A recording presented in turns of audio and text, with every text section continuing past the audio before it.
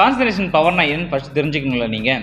ஏன்னா குழந்தைங்களுக்கு வந்து கான்சன்ட்ரேஷனாக இல்லை, ஒரு செயல் சொல்லும்போது அதை செய்ய மாட்டுறாங்க, எந்த விஷயத்துலையும் வந்து ஈடுபாடு காட்ட மாட்டுறாங்க. ஓகேவா? ஒரு சில விஷயம் அவங்களுக்கு பிடிக்கல அப்படின்னு நீங்கள் தெரிஞ்சுக்கணும் அப்படின்னா ஃபஸ்ட்டு நீங்கள் பண்ணக்கூடிய ஒரே ஒரு விஷயம் நீங்கள் அப்சர்வ் பண்ணுறது. குழந்தைங்கள தள்ளி நின்று பாருங்கள், அவங்க என்ன விஷயம் ஆக்டிவிட்டி பண்ணுறாங்க, என்ன விஷயத்தில் வந்து அதிகமான ஆர்வம் காட்டுறாங்கன்னு தெரிஞ்சுக்கிட்டா தான் நம்ம கான்சன்ட்ரேஷனை இம்ப்ரூவ் பண்ணலாமா, இல்லை அவங்களுக்கு கான்சன்ட்ரேஷன் இருக்குதா, இல்லை எந்த விஷயத்தில் அதிகமாக இருக்குன்னு நம்ம தெரிஞ்சுக்கணும். ஃபஸ்ட்டு கான்சன்ட்ரேஷனாக என்ன? Focus of attention is a concentration. Okay, ஒரு விஷயத்தில் ஃபோக்கஸ் பண்ணுறாங்களா இல்லையா நம்ம தெரிஞ்சுக்கணும். ஓகேவா? இப்போ மொபைல் ஃபோன் நம்ம எக்ஸாம்பிளுக்கு மொபைல் ஃபோன் நம்ம யூஸ் பண்ணுறோம் அப்படின்னா, சின்ன எக்ஸாம்பிள் தான், மொபைல் ஃபோன் நம்ம யூஸ் பண்ணுறோம் அப்படின்னா மொபைல் ஃபோனில் வந்து ஒரு நம்ம அந்த வீடியோ ஃபுல்லாக பார்க்குறோம்னா டிஸ்பிளேல வந்து ஏதோ ஒரு டிஸ்ட்ராக்ஷன் இல்லை மெசேஜோ இல்லை வந்து ஏதாவது பாயிண்டில் ஒரு சவுண்ட் கேட்குதோ அப்படின்னா நம்ம கவனம் வந்து அந்த பாயிண்ட் ஆஃப் வியூவில் வந்து உங்களுக்கு போகும். ஓகே, புரியுதுங்களா? நீங்கள் மொபைல் ஃபோன் பார்த்துட்டு இருக்கீங்க, இப்போ நீங்கள் இந்த வீடியோ பார்த்துட்டு இருக்கீங்க, டக்குன்னு உங்களுக்கு மெசேஜ் வருதுன்னா உங்கள் கவனம் என்கிட்ட இருக்குமா இல்லை மெசேஜுக்கு போகுமா? இப்போ சப்ஸ்கிரைப்னு ஒரு பட்டன் கொடுக்குறேன். ஓகேவா? இப்போ நான் பண்ணும்போது நான் பேசுறது கவனிப்பீங்களா? சப்ஸ்கிரைபோட பெல் பட்டனை நீங்கள் கவனிப்பீங்களா? புரியுதுங்களா? ஸோ டிஸ்ட்ராக்ஷன்றது எல்லாருக்குமே இருக்கக்கூடிய ஒரு நார்மல் காமனான விஷயம். நம்ம குழந்தைங்க வந்து நம்ம பேச்சை கேட்கல, கான்சன்ட்ரேஷனாக இல்லை, ஒழுங்காக படிக்கலை, இல்லை சொல் பேச்சு கேட்கல, விளையாட்டுத்தனமாக இருக்கான் அப்படின்னு நீங்கள் நினைக்கிறீங்கன்னா அந்த விளையாட்டுத்தனம் எதில் ஆர்வம் அதிகமாக இருக்குது? ஓகேவா? குழந்தைங்களுக்கு எந்த விஷயத்தில் ஆர்வம் அதிகமாக இருக்குன்னு தெரிஞ்சு நீங்கள் பண்ணிங்கன்னா அதில் வந்து நம்ம கான்சன்ட்ரேஷன் பவர் இம்ப்ரூவ் பண்ணலாம். இன்னொரு விஷயம், கான்சன்ட்ரேஷன் அவருக்கு நீங்கள் சொல்கிற விஷயத்தில் இல்லையா, இல்லை அவங்களுக்கு சுத்தமாக கான்சன்ட்ரேஷன் இல்லையா? புரியுதுங்களா? நம்ம ஒரு விஷயம் சொல்லியிருக்கோம், அதை அவன் கேட்டிருக்க மாட்டான்.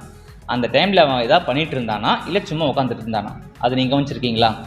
உங்கள் குழந்தைங்களை கூப்பிட்டு நான் சொல்கிறத நீ கேட்பியா கேட்க மாட்டீங்களான்னு கேட்டிங்கன்னா கண்டிப்பாக கேட்பேன் இல்லை கேட்க மாட்டேன்னு பதில் சொல்லுவான். அவன் விளையாடிட்டு இருக்கும்போது ஒரு ஆர்வமாக ஒரு விஷயத்தை விளையாடிட்டு இருக்கான். விளையாடுற டைமில் வந்து நான் கூப்பிட்றேன், அவன் கண்டுக்க மாட்டான், கேட்க மாட்டான் அப்படின்னா நீங்கள் பண்ணுற விஷயம் தப்பு என்ன தெரியுமா? அவன் ஆர்வமாக ஒரு விஷயத்தில் இருக்கிறான், ஒரு விஷயத்தை வந்து ஃபோக்கஸ் பண்ணிகிட்டு இருக்கான் அப்படின்னா அவனோட கான்சன்ட்ரேஷன் பவர் இம்ப்ரூவ் ஆகிட்டுருக்கு. அதை நீங்கள் கவனிக்கணும். ஓகேவா? ஒரு விஷயம் பண்ணும்போது இன்னொரு விஷயத்தில் வந்து நீங்கள் இன்வால்வ் பண்ணக்கூடாது. சில பேர் அதாவது 110 குழந்தைங்க வந்து கான்சன்ட்ரேஷன் பவர் கம்மியாக இருக்குன்னு நிறைய பேரண்ட்ஸ் வந்து தப்பாக நினைக்கிறதுக்கு காரணம் என்ன தெரியுமா? உங்கள் பேச்சை கேட்காம இருக்கிறது தான். நீங்கள் ஒரு விஷயம் சொல்லி அவன் கேட்காம இருக்கிறான், நீங்கள் இதை பண்ணு அப்படின்னு சொல்லும்போது அவன் பண்ணாமல் இருக்கிறான் தான் நீங்கள் நினைக்கிறீங்க கான்சன்ட்ரேஷன் இல்லை, அவன் கவனிக்க மாட்டான், நிறைய சரியாக படிக்க மாட்டான், ஸ்கூலில் வந்து திட்டு வாங்குறான், இல்லை எழுத மாட்டான், ஏதாவது ஒரு விஷயம் பண்ணுறான் அப்படின்னு. பட் ஆனால் நீங்கள் கொஞ்சம் நேரம் உட்காந்து அவனை தள்ளி நின்று பாருங்கள், அவன் என்ன விஷயத்தில் ஆர்வம் காட்டுறான். ஒரு சில பேருக்கு கிரிக்கெட் விளையாட பிடிக்குது அப்படின்னா அவங்க வந்து ஃபுட்பால் டீமில் சேர்த்திங்கன்னு வச்சிங்களேன், ஒழுங்காக பண்ண முடியாது. ஏன் அப்படின்னா அவனோட ஆர்வம் ஃபுல்லாக வந்து கிரிக்கெட் டீமில் இருக்குது. அவனோட ஃபோக்கஸ் ஆஃப் அட்டென்ஷன் எல்லாமே வந்து கிரிக்கெட் டீமில் இருக்கும்போது நீங்கள் வேறு ஒரு விளையாட்டு சொல்கிறீங்க அப்படின்னா எப்படி விளையாட முடியும்? பட் பர்ஃபார்மன்ஸ் பண்ண முடியும், பட் அதில் வந்து அவன் ரீச் ஆக மாட்டான். ஓகேங்களா? நீங்கள் இப்போ ஒரு விஷயம் உங்களுக்கு கான்சன்ட்ரேஷனாக இருக்குது. இப்போது ஒரு எக்ஸாம்பிள் சொல்கிறோம்னா, உங்களுக்கு இப்போ பெயிண்ட் பண்ண பிடிக்குது, சரிங்களா? இப்போ ஒருத்தர் சொல்கிறாரு, இல்லை நீ பெயிண்ட் பண்ணாத, நீ சாங் பாடு அப்படின்னு சொல்கிறாங்க அப்படின்னா நான் சாங் பாடுவேன், ஆனால் அந்த சாங் வந்து என்னால் ஃபுல்ஃபில்லாக பண்ண முடியாது. ஓகேவா? நம்ம மைண்டும் நம்ம பாடியும் என்ன திங்க் பண்ணுதோ அப்படின்னா ஒரே வேவ்ல வந்து நீங்கள் போனீங்க அப்படின்னா அந்த பாயிண்ட் ஆஃப் வியூவில் வந்து நீங்கள் பண்ணக்கூடிய ட்ராவல் வந்து உங்களை ஒரு ரீச்சில் வந்து கொண்டு வந்து நிற்கும். பட் நீங்கள் வந்து என்ன பண்ணுறீங்கன்னா, நான் ஒரு விஷயத்தை கவனிப்பேன், ஓகேவா, பட் ஆப்போசிட் விஷயத்தை நான் செய்வேன் அப்படின்னா ரெண்டு விஷயமே உங்களுக்கு தப்பாக தான் முடியும். செய்கிற விஷயமே தப்பாக முடியும், அண்ட் அவன் ஆசைப்பட்ட விஷயத்தையும் செய்ய முடியாது. அவனுக்கு எது பிடிக்குதோ, ஓகே, நம்ம குழந்தைங்களுக்கு வந்து எது பிடிக்குதோ ஃபஸ்ட்டு கவனிக்க ஆரம்பிங்க. அவனுக்கு சாக்லேட் பிடிக்குதா, ஐஸ்கிரீம் பிடிக்குதா, இல்லை சாக்லேட்டில் என்ன ஃப்ளேவர் பிடிக்குது. எல்லா சாக்லேட்டும் சாப்பிட்றது ஒரு குழந்தைங்க இருப்பாங்க, பட் 4 சாக்லேட் வச்சுட்டு எந்த சாக்லேட் உங்களுக்கு பிடிக்கும் அப்படின்னா அவன் சொல்ல தெரியணும். ஓகேங்களா? ஓகே, இப்போ வந்து ஒரு 4 சப்ஜெக்ட் படிக்கிறான் அப்படின்னா எந்த சப்ஜெக்ட் அவனுக்கு பிடிக்குன்னு உங்களுக்கு தெரியுமா? நம்ம ஸ்கூலில் சொல்லித்தர எல்லா சப்ஜெக்ட்டும் வந்து வீட்டில் வந்து ஹோம்ஒர்க்ஸ் பண்ண வைக்கிறோம் அண்ட் டியூஷன் அனுப்புகிறோம், இதெல்லாம் பண்ணுறமே தவிர பட் அவன் படிக்கிற விஷயம் எந்த விஷயத்தில் ஆர்வம் இருக்குது. ஓகேவா? அதாவது எல்கேஜி யூகேஜாவாக இருக்கட்டும், இல்லை 10th ஸ்டாண்டர்ட் 12th ஸ்டாண்டர்டு இல்லை காலேஜாக கூட இருக்கட்டும், அவனுக்குன்னு ஒரு சப்ஜெக்ட் பிடிக்க ஆரம்பிக்கும். பார்த்தீங்களா? அந்த சப்ஜெக்டில் வந்து எவ்வளோ மார்க் எடுக்கிறான், என்ன ஈடுபாடு காமிக்கிறான்னு அவனுக்கு தெரிய ஆரம்பிக்கும். சில பேர் வந்து அவனுக்கு வந்து இப்போ தமிழ் பிடிக்குதுன்னு வச்சுக்கோங்களேன், அந்த டைமில் வந்து இங்கிலீஷ் வந்து வரல அப்படின்னு நினச்சா கூட, சில பேருக்கு வந்து மேக்ஸ் வரலான்னு நினச்சா கூட, அவனுக்கு எது ஆர்வமாக இருக்கும் அதை நம்ம இம்ப்ரூவ் பண்ண வேண்டியிருக்கும். சரிங்களா? அண்ட் ஆர்வம் இல்லாத விஷயத்தில் அவன் என்ன தப்பு பண்ணுறான்னு தெரிஞ்சு அதுக்கேற்ற மாதிரி அவனை மூவ் பண்ணோம் அப்படின்னா அந்த சப்ஜெக்ட்லேயும் அவன் வந்து நல்லா இம்ப்ரூவ் பண்ண ஆரம்பிப்பான். ஓகேவா?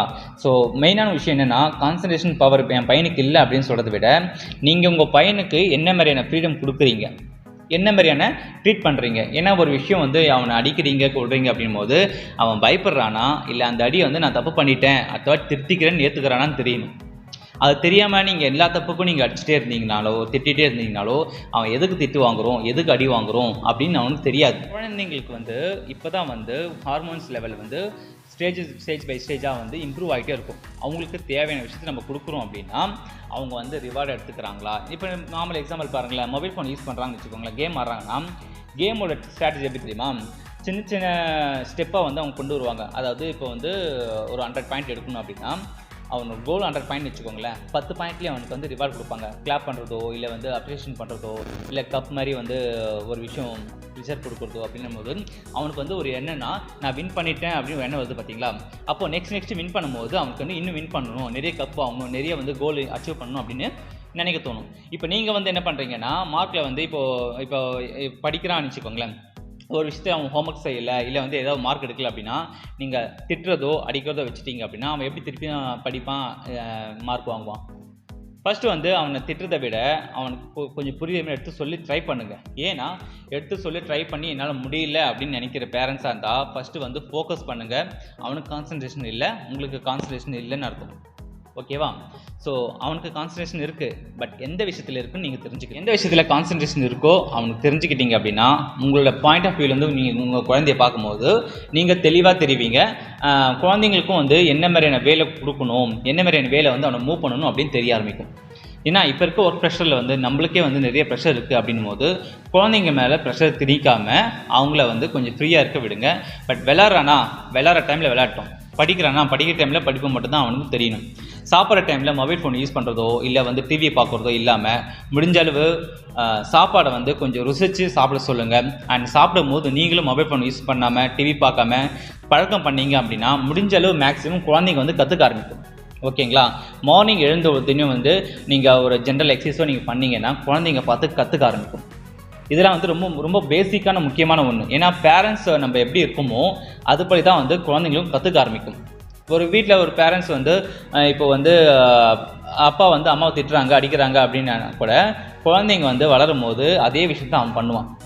இப்போ அம்மா வந்து சில நேரத்தில் வந்து அப்பா அடிக்கிறாங்க திட்டுறாங்க அப்படின்னா கூட பொம்பளை குழந்தை இருந்தால் அதே போல் தான் வந்து ஃபாலோ பண்ணி வளர ஆரம்பிக்கும்.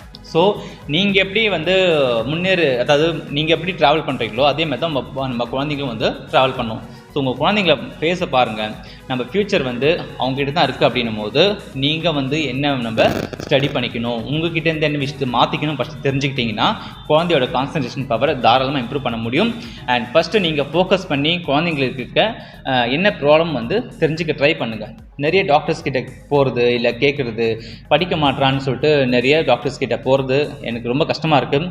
நம்ம பேரண்ட்ஸ் அதாவது நம்ம குழந்தைகளை பற்றி கேட்கணும் அப்படின்னா ஃபஸ்ட்டு நம்ம குழந்தைங்க வந்து கவனிக்க ஆரம்பிக்கணும். நிறைய விஷயம் வந்து ஒரு நாள் கவனிக்கிறதுன்னு கிடையாது, பட் டே பை டேவை நீங்கள் கவனிச்சிங்க அப்படின்னா குழந்தைங்களுக்கு என்ன பிடிக்குது பிடிக்கல அப்படின்னு கொஞ்சம் கற்றுக்க ஆரம்பிங்க. அவங்களுக்கு பிடிச்ச விஷயத்த வந்து நீங்கள் பண்ண ஆரம்பிங்க. அப்போ தான் வந்து அவங்களுக்கு வந்து நம்ம தப்பு பண்ணுறோமா இல்லை சரியான வேலை போகிறோமா அப்படின்னு தெரிய ஆரம்பிக்கும். மேக்ஸிமம் குழந்தைங்கள வந்து ஒரு 10 இயர்ஸ் வரைக்கும் வந்து உங்கள் கைக்குள்ளே வச்சுக்கோங்க. அதுக்கப்புறம் வந்து நீங்கள் விட்டால் கூட அவன் தப்பு பண்ண மாட்டான்னு தைரியம் உங்களுக்கு வரணும். ஓகேவா?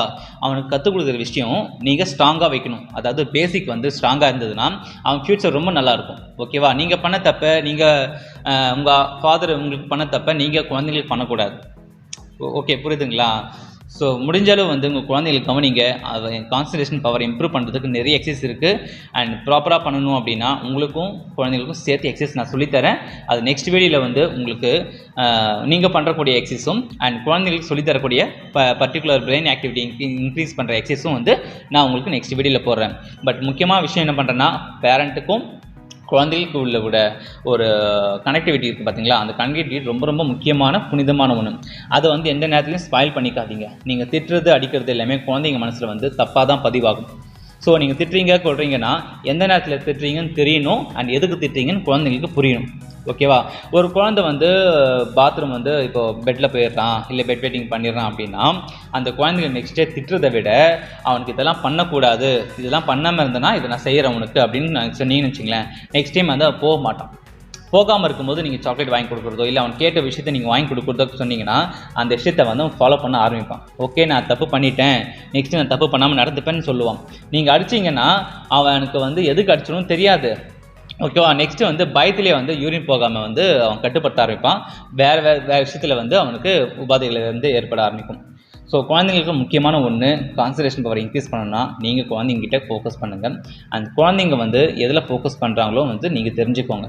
அந்த ஃபோக்கஸ் பண்ணுற விஷயத்தில் வந்து நீங்கள் எப்படி வந்து ஆல்டர்னேட்டிவாக வந்து கொண்டு வரலாம், கான்சன்ட்ரேஷன் இல்லாத விஷயத்தில் வந்து எப்படிப்பட்ட விஷயத்தை வந்து நம்ம இம்ப்ரூவ் பண்ணலாம்.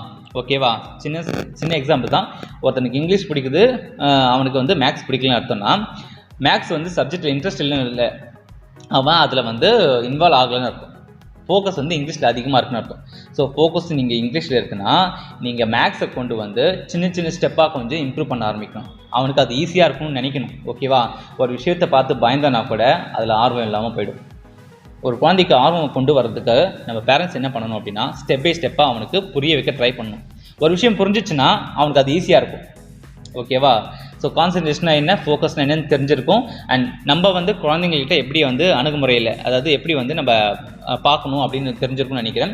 ஸோ இந்த வீடியோ பிடிச்சிருந்தா லைக் பண்ணுங்கள். நீங்கள் மட்டும் இல்லை, நிறைய பேரண்ட்ஸ் தப்பு பண்ணுற விஷயம் என்னென்னா, நம்ம குழந்தைங்களை போட்டு அடிக்கிறதோ திட்டுறதோ எல்லாருமே பண்ணுறீங்க. அந்த விஷயத்தை ஃபஸ்ட்டு பண்ணாதீங்க. அண்டு நீங்கள் குழந்தைங்களை கவனிக்க ஆரம்பிங்க. தள்ளி நின்று கவனிங்க, எப்பவுமே கூடியே இருக்காதீங்க. நம்ம ஃப்ரீயாக விட்டோ தான் குழந்தைங்க வந்து என்ன பண்ணுறாங்கன்னு தெரிய ஆரம்பிக்கும். வீட்டில் இருக்கிற குழந்தைய வந்து வெளியே வந்து ஒரே மாதிரி இருக்க மாட்டாங்க. வெளியே வேறு மாதிரி இருப்பாங்க, வீட்லையும் வேறு மாதிரி தான் இருப்பாங்க. ஸோ நம்மக்கிட்ட இருக்க மாதிரி வெளியே இருக்க மாட்டாங்க. நீங்கள் கான்சன்ட்ரேஷன் பண்ணுங்கள். அதாவது நீங்கள் வந்து ஃபோக்கஸ் பண்ணுங்கள் குழந்தைங்கள. குழந்தைங்க என்ன விஷயம் பண்ணுறாங்கன்னு தெரிஞ்சுக்கோங்க. தெரிஞ்சுட்டு அதுக்கேற்ற மாதிரி மூவ் பண்ண ஆரம்பிங்க. ஸோ ஹாப்பியாக இருங்க, ஹெல்த்தியாக இருங்க. இந்த வீடியோ பிடிச்சிருந்தா லைக் பண்ணுங்கள். பக்கத்தில் இருக்க பெல் ஐகான் கிளிக் பண்ணிங்கன்னா தான் நெக்ஸ்ட் நான் போடுற வீடியோ வந்து உங்களுக்கு உடனே வரும். அண்ட் நெக்ஸ்ட் வீடியோவில் வந்து குழந்தைக்கான கான்சன்ட்ரேஷன், அதாவது பிரெயின் பவர் இம்ப்ரூவ் பண்ணுறதுக்கான எக்ஸசைஸ் சொல்லி தருவேன். அண்ட் உங்களுக்கும் முக்கியமான எக்ஸசைஸ் சொல்லி தருவேன். அதை நீங்கள் ஃபாலோ பண்ணவே ஆகணும். அதான் வந்து குழந்தைகளும் நல்லது, உங்களுக்கு நல்லது. So bye.